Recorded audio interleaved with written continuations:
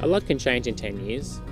10 years ago, I just finished 4 years of field work, camping in remote parts of northern Australia, collecting first of its kind information on our native kangaroos and wallabies of tropical northern Australia.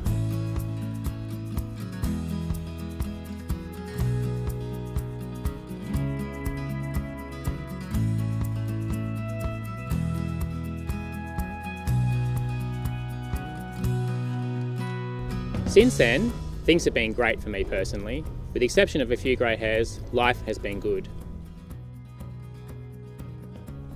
For our native mammals, unfortunately, things haven't been so good. A lot of our native mammals in northern Australia are now disappearing. That's scary because over the last 200 years, we've already lost over 10% of our native mammals. So to lose any more of our native mammals would be a real tragedy. It's devastating to think that in the next 1 or 2 decades we could lose a whole range of other species, including some of our native wallabies and kangaroos. 10 years down the track, I now want to know how these kangaroos and wallabies of northern Australia are doing.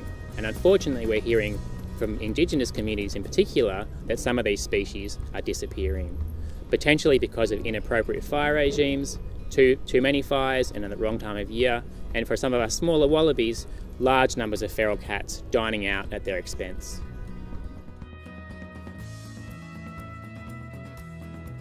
It's hard to imagine losing more of our kangaroo and wallaby species, but of course, without enough information about these species, that's exactly what might happen. So to stop that from happening, we really need to collect new information right now. So what are we going to do about it? In July, my wife and ecologist Jenny Martin and I will pack up the truck and the kids and take off to northern Australia and revisit some of my old study sites to see how the roos are faring.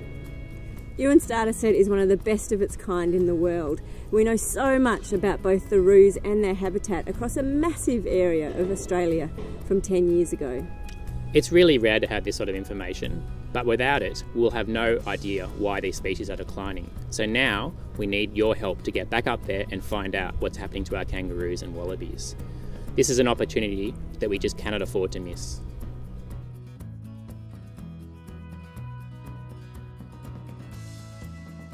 So the plan is to repeat all of the work that we finished 10 years ago. That's going to mean counting roos from the back of the car, doing a whole lot of vegetation mapping, and also collecting roo poos. You'd be amazed how much you can find out from a humble roo poo.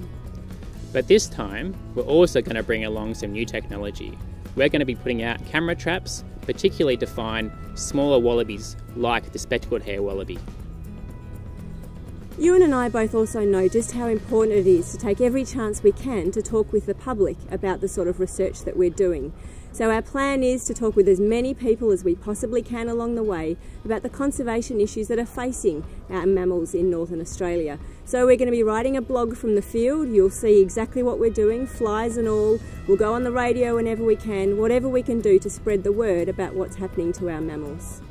Because the reality is, the only way we're going to change the situation is if people know about it. And if people know about it, they'll care about it. And then together, we can hopefully change the situation.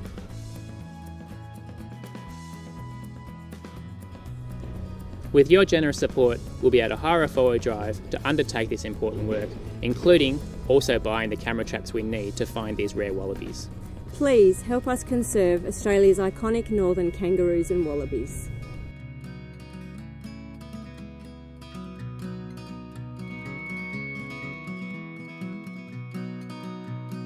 Please support our Big Roo Count.